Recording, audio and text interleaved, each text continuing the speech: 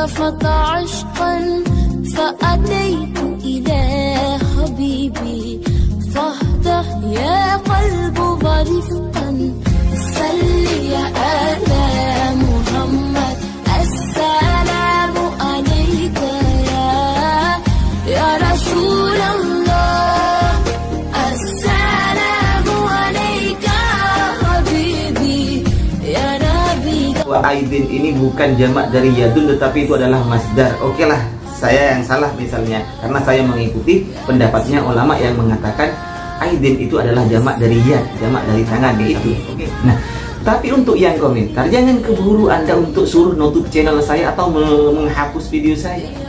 Itu satu ayat. Terus ayat-ayat yang lain Anda coba itu juga dikomentari. Bismillahirrahmanirrahim.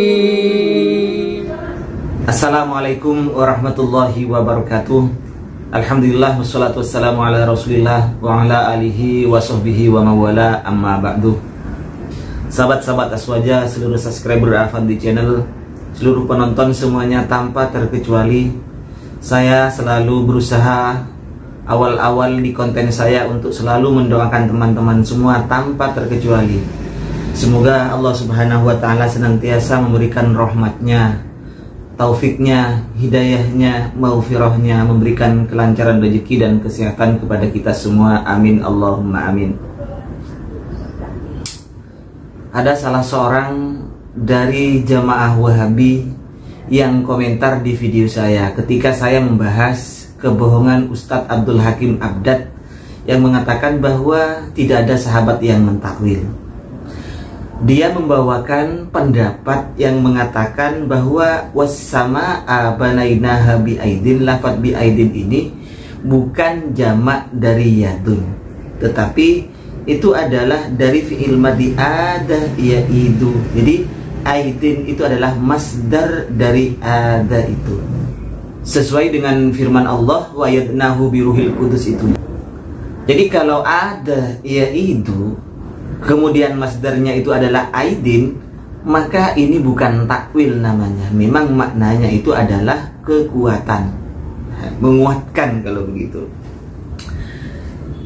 Nah, untuk yang komentar, ya itu kalau Anda berpedoman kepada pendapat atau yang menafsiri ayat tersebut, lafadz aidin ini dimaknai sebagai masdar dari ada. Tetapi Anda jangan menafikan ketika sudah cocok dengan selera Anda. Misalnya Ibnu Bas mentakwil itu dengan lafadz aidin, aidin ini dengan lafadz kuwatin, kemudian Anda langsung mengarahkan kepada bahwa itu bukan jamak dari yadun, bukan jamak dari tangan, tetapi itu adalah sebuah masdar. Anda jangan menafikan tafsiran ulama. Apa Anda tidak tahu bahwa ada ulama yang menafsiri bahwa itu adalah jamak dari yadun? Di antaranya adalah Fakhrur Razi, Al-Imam Ar-Razi, dalam tafsirnya itu Fakhrur Razi itu beliau ngotot mempertahankan bahwa aidin di lafadz wassama'a banainaha bi aidin itu adalah jamak dari yadun. Kenapa? Karena menurut beliau masih wa yuhtamalu annal murada, masih ihtimal bisa diarahkan, kemungkinan masih bermakna lafadz aidin ini adalah jamaknya yadun. Kenapa alasan beliau itu? Limuqabalatil jam'i alal jam'i. Jadi masih ada muqabalah, perbandingan lafadz jamak dengan jamak. Di depan Allah Subhanahu wa Ta'ala lafadznya itu menggunakan wa banaina, pakai jamak ini.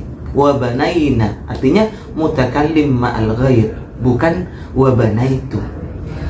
Aidin kan mufrad. Maka kata Fakhrur Ar-Razi ini, agar ada perbandingan antara jamak dengan jamak, maka aidin ini adalah jamak juga, jamaknya lafadz yadun, begitu kata Fakhrur Ar-Razi. Kalau banaina enanya ini jamak, maka aidinnya juga jamak. Nah, ini Ar-Razi tetap mempertahankan karena ihtimal itu bisa diartikan sebagai jamak dari yadun dengan melihat ayat lain yang ma'amilat aidina itu. Dasar Fakhrur Razi, Imam Ar-Razi ini mengarahkan makna yadun, aidin ini terhadap jamaknya lafadz yadun, karena di surat Yasin itu aidinnya bermakna jamaknya lafadz yadun. Apa? Amilat aidina di surat Yasin itu kan ada. Jadi aidina di surat Yasin itu adalah jamak dari lafadz yadun, bukan masdar dari ada. Oke lah, kalau Anda itu tetap ngotot, saya salah misalnya. Oke, Anda yang menang misalnya, ya, Anda menang. Artinya itu karena masih ihtimal, Anda mengatakan bahwa aidin ini bukan jamak dari yadun, tetapi itu adalah masdar. Oke lah, saya yang salah misalnya, karena saya mengikuti pendapatnya ulama yang mengatakan aidin itu adalah jamak dari yad, jamak dari tangan misalnya. Oke, misalnya, oke, ini sudah bukan takwil namanya.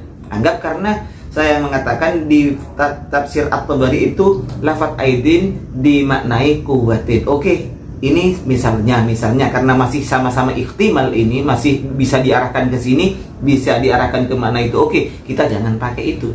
Nah, tapi untuk yang komentar, jangan keburu Anda untuk suruh nutup channel saya atau menghapus video saya. Itu satu ayat. Terus ayat-ayat yang lain Anda coba itu juga dikomentari. Bagaimana ketika At-Tabari, Imam At-Tabari ini mengutip tafsirannya atau takwilannya Ibnu Abbas ketika mentakwil lafadz kursi, wasi'a kursiyuhu. Ibnu Abbas yang dikutip oleh At-Tabari itu memaknai sebagai apa? Memaknai dengan ilmu. Kursiyu itu dimaknai ilmu Allah, ilmunya Allah. Terus bagaimana dengan lafadz waja'a rabbuka wal malaku sofan itu? Lafadz ja'a di sini apa tafsirannya? Di situ ja'a rabbuka itu ada amruhu, qada'uhu, ada sawabuhu, sebagaimana Ahmad bin Hanbal itu dan Ibnu Abbas ya. Terus lagi dengan hadis nusul itu. Hadis nusul itu dimaknai apa itu oleh Imam Malik? Ini ulama salaf. Nuzul itu bukan Allahnya, zatnya itu yang turun. Karena menurut Imam Malik, zatnya Allah itu daimun la yazul, tidak berubah, la yantakil, tidak berpindah. Zatnya Allah. Jadi yang turun itu ada apa? Amruhu wa qada'uhu, ya. Begitu. Kalau tidak keliru, karena saya sekarang tidak pegang kitabnya itu ya. Pokoknya seperti itu, silakan Anda lihat lagi. Nah, itu coba Anda komentari. Terus lafadz istiwa lagi. Lafadz istiwa ini coba lihat. Lafadz istiwa apa tafsirannya ini?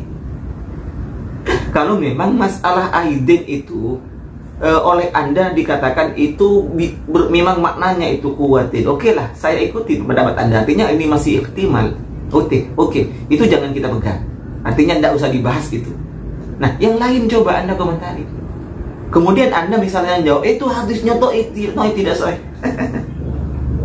Itu alasan terakhir Anda sudah berlagak menjadi muhaddis.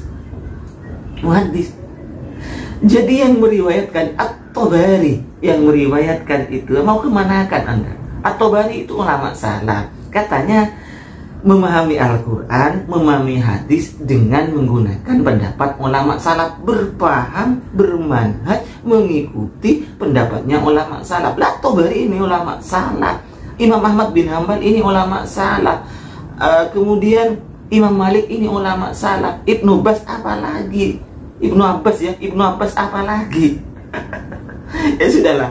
Kalau memang Anda mau mengatakan doa misalnya, oke lah, berarti At-Tabari itu mengupload, menulis hadis yang baik. Kemudian kalau diyakini oleh seseorang berarti At-Tabari itu berjadiah dosa. Memang rubba alimin yatu, memang misalnya At-Tabari ini bertobat, rujuk karena telah menulis itu, salah, bertobat. Tapi berapa juta umat manusia yang mengikuti At-Tabari ini? Apakah At-Tabari mau berjadiah dosa? Pikir pakai otak itu.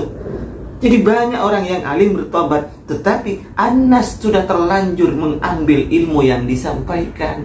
Bagaimana pertanggungjawaban beliau yang menulis itu di hadapan Allah Subhanahu wa Ta'ala? Silakan ya untuk Pak yang komentar itu. Jadi jangan hanya kuwatin itu atau aidin itu yang Anda komentari, yang masih ihtimal. Yang lain itu mau Anda kemanakan? Baik, demikian apa yang bisa saya sampaikan. Mudah-mudahan bermanfaat. Wassalamualaikum warahmatullahi wabarakatuh.